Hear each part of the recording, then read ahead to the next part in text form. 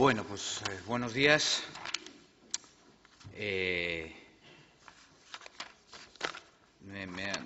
Les digo que me acaban de dar un disgusto porque uno de los últimos documentos que ha presentado a la compañera del Archivo de la Marina es exactamente uno de los que traemos nosotros, pero bueno, de los que no es que traigamos nosotros, es que custodiamos en el archivo de Simancas, pero bueno. Bueno, es que es copia letra por letra. Bien, en el Archivo General de Simancas, en relación con este caso, lo que conservamos fundamentalmente son los fondos de la Secretaría de Estado, equivalente al Ministerio de Asuntos Exteriores. Dentro de los fondos de la Secretaría de Estado, los fondos de la legación en Inglaterra, que es la que se mueve cuando las tres fragatas sobrevivientes, la Medea, la Clara y la Fama, llegan a Portsmouth y a Plymouth. En esa sección hay una serie única y exclusivamente dedicada a presas militares. En esa época, en ese momento y en esa zona, el hecho de apresar barcos, llevártelos a casa, pedir un rescate, mirar a ver, era cuestión de todos los días. Nosotros a ellos, ellos a nosotros, los demás allá a los otros dos. Básicamente, la documentación que se custodia en el archivo de Simancas es correspondencia fundamentalmente diplomática de la Embajada en Inglaterra, del Consulado General de España en Inglaterra y de algunos consulados que tenía España en algunas localidades británicas, correspondencia con las tripulaciones, la oficialidad y alguna correspondencia también hay con cierto pasaje. Llevaban algún pasaje estas fragatas. También y sobre todo, con Madrid, con el Gobierno, y un poquito copias de correspondencia con el Gobierno británico. Yo suelo decir que esto es verdad que es la historia de las miserias, porque cuando llegan las tres fragatas después del combate, ahí tenemos poco más que decir que no se haya dicho ya. Después del combate, las tres fragatas son son conducidas a puertos británicos y primero se las declara en cuarentena por fiebre amarilla, que es otra manera de decir no te muevas del barco que no me apetece que bajes a puerto.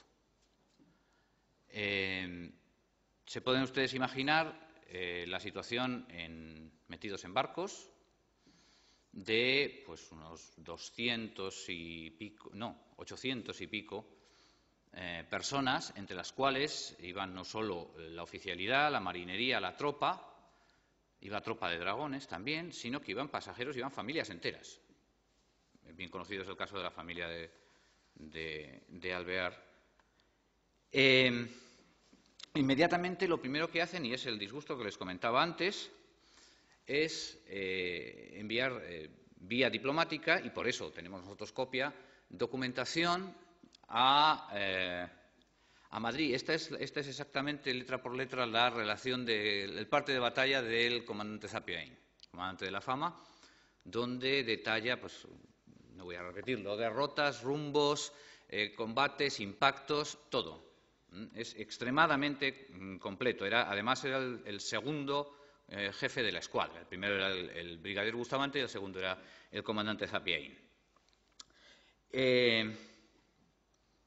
Hablan los dos, tanto el comandante Zapiaín, el capitán Zapiaín como el brigadier Bustamante, ponen mucho énfasis en describir primero la sorpresa, y no solo lo repiten, no solo lo escriben en partes oficiales, sino en cartas más o menos personales a la embajada, la sorpresa no solo por haber sido detenidos, que bueno, vale, bien, sino por la cañonería que les vino encima sin mediar palabra en cuanto el enviado inglés volvió a su barco. Y mucha impresión les debió causar la voladura de la Mercedes. Debió ser algo... auténticamente salvaje, porque no hacen más que repetir la voladura de la Mercedes, la voladura de la Mercedes. Bien, el comandante Bustamante es más prolijo en aspectos más generales, como el estado de la carga, el estado del pasaje. No en vano era el responsable de toda la flota. Y mientras que el comandante Sapiaín es mucho más detallista, es más un parte de batalla. Es, por ejemplo, la primera noticia del fallecimiento de los 6 hijos, el sobrino, los 5 esclavos y el sirviente de don Diego de Alvear la da personalmente Bustamante por carta. También, y lo hemos presentado, se ha presentado en esta exposición, hay reacciones de todo tipo. Una vez conocida la noticia, hay reacciones, por supuesto, en Madrid, pero hay reacciones también en Inglaterra. Este folleto es bien conocido, es una breve apelación al honor y la conciencia de la nación sobre la necesidad de una completa restitución de los navíos españoles de plata.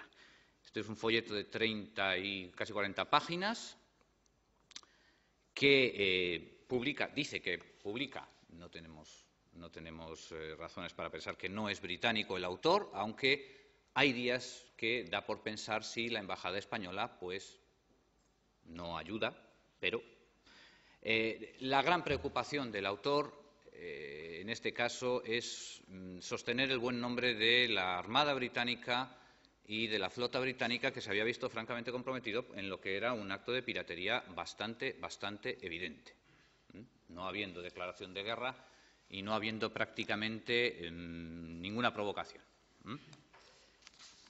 El último documento que hemos presentado en esta exposición es también una copia de uno, sí, yo creo que es una copia, es un poco posterior, era el día 8, este es el día 20. Supongo que serían, sí, originales múltiples. Esto es un estado que manda el capitán Alvear vía la embajada, y por eso lo tenemos, sobre un estado general de la carga de las fragatas. No vamos a decir más sobre la plata, ya se ha dicho mucho sobre la plata. Se llevan más cosas, antes decía María Antonia Colomar, se llevan, salvo la plata y el lastre, el estaño y el cobre servían de lastre y también había balasto, se llevaban productos de volumen escaso, pero valor añadido altísimo. Léase, en este caso, la ratania, la cascarilla, la cascarilla es una especie de quina falsa, es un antipirético bastante bueno, y la ratania es un astringente bastante bueno que se había descubierto hacía 20 años, en 1780.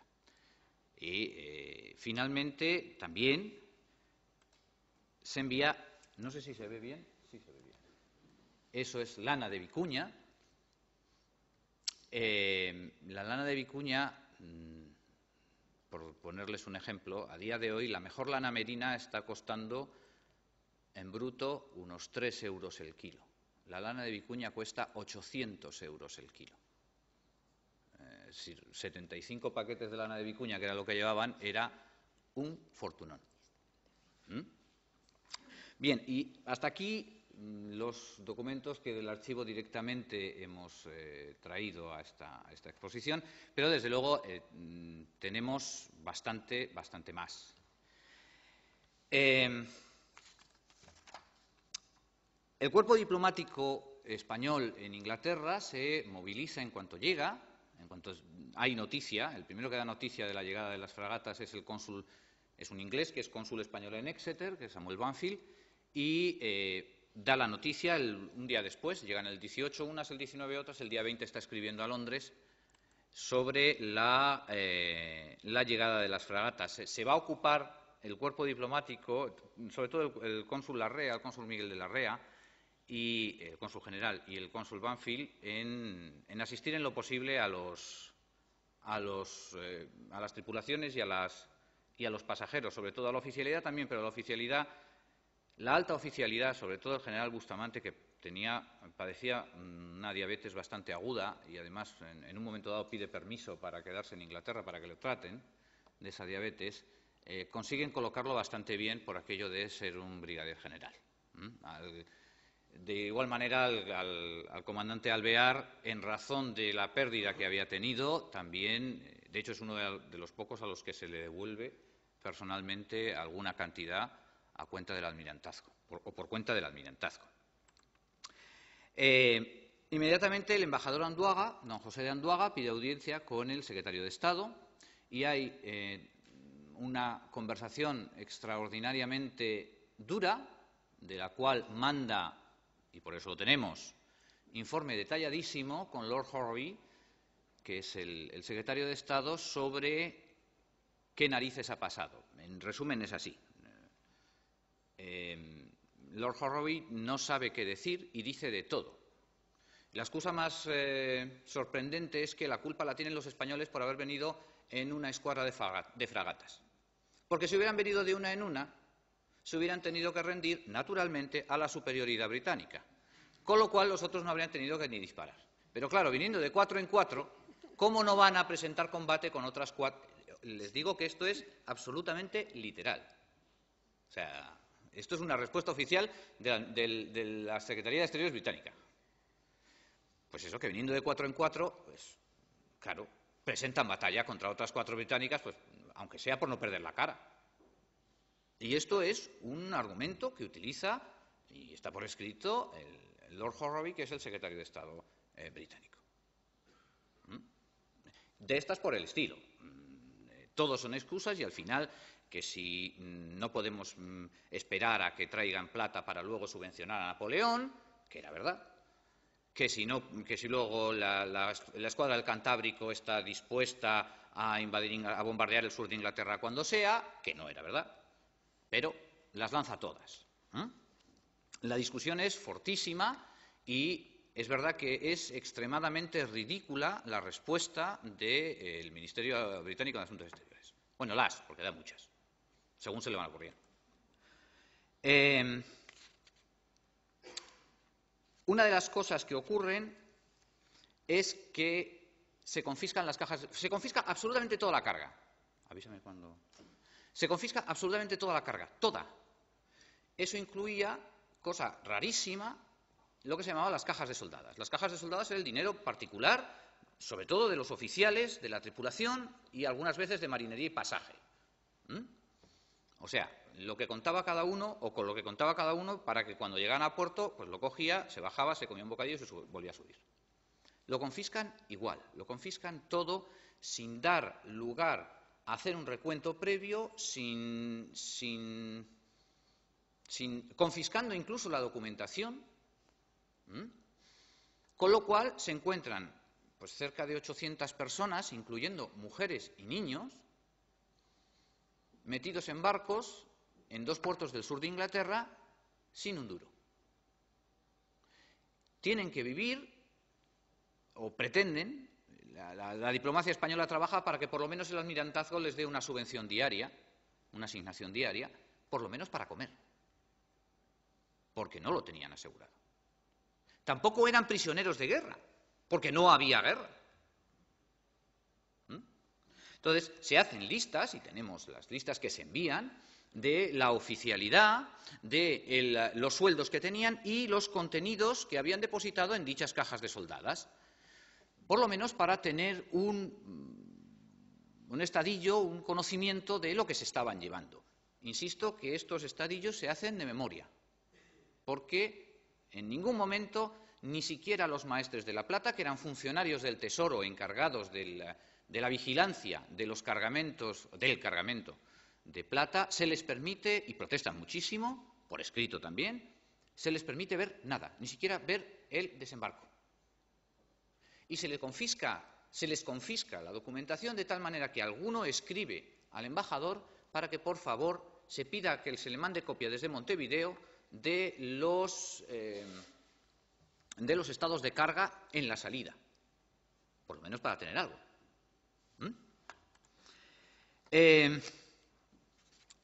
Dicho lo cual, hay asignaciones del almirantazgo británico Y esto es como todo. En la pobreza pues se vive muy mal. Hay muchos problemas, por eso he dicho antes que esta documentación es muy de miserias. Hay muchos problemas con las asignaciones de y a quién se hacen, si se hacen más a los tenientes de navío de este barco, porque los alféreces de fragata del otro tienen tal, y cómo no vas a darle a los alféreces de navío qué menos que lo que se le da a los pilotos mayores, y así todas. Todo esto va acompañado de cartas de protesta formal y solicitudes formales en las cuales, pues, por ejemplo, los tenientes de navío de las fragatas, 3 tenientes de navío en este caso, hay otra que hacen solidariamente todos, alféreces de navío, alféreces de fragata y tenientes de navío, por favor que les den por lo menos los 5 chelines al día que se le dan a los pilotos mayores y a los capellanes. Y esto en el mejor de los casos. Esta gente son profesionales del ramo, son militares de la Armada, o son, no siendo militares, son marinos de la Armada, van solos y, bueno, se valen más o menos. El problema es cuando no. El problema, hay casos muy sangrantes, no solo el más sangrante, desde luego, es el del capitán Alvear, que se queda solo con su hijo el mayor. Pero hay casos como el brigadier de artillería Cini, Pedro Masdeu Cini, que volvía un poco de la misma forma, volvía con toda su familia, con su mujer, con 5 hijos, y con este señor era de artillería, insisto, no era de la Marina. Y su mujer fallece de heridas del combate y se queda con 5 hijos menores, 3 varones y 2 hijas, una de 16 y otra de 10, y, por supuesto, sin nada con qué alimentarlos. Imagínense lo que puede ser una niña de 16 años en un puerto en Inglaterra. Una señorita muy bien, española, una hija de un oficial. Finalmente, se hacen relaciones de qué asignación van a tener por parte del almirantazgo, ¿A qué asignación tienen derecho por parte del almirantazgo, que otra cosa es que llegara, británico, detalladamente, oficial por oficial y tropa por tropa y marinería por marinería? Había además un caso muy particular que es una compañía de dragones, de 18 dragones, que iban embarcados y, por supuesto, el comandante de dragones también pide que se les equipare, por lo menos, con los alféreces de fragata. Y hay muertos. Y hay muertos no solo en combate, hay muertos de sus heridas. En concreto tenemos el caso del teniente de fragata Boisichi, que fallece unos 15 días después de llegar de sus heridas y al que no saben con qué enterrar ni dónde enterrar, así que mandan carta al embajador para que disponga lo posible para enterrarlo con decoro. Toda esta documentación la tienen ustedes, hemos calculado unos 225 registros documentales que tienen ustedes disponibles cuando gusten en el portal de archivos españoles, tanto en descripción como digitalizados. Y les invito cordialmente a que los visiten cuando pueden y cuando quieran, ya que en Internet pueden hacerlo. Muchas gracias.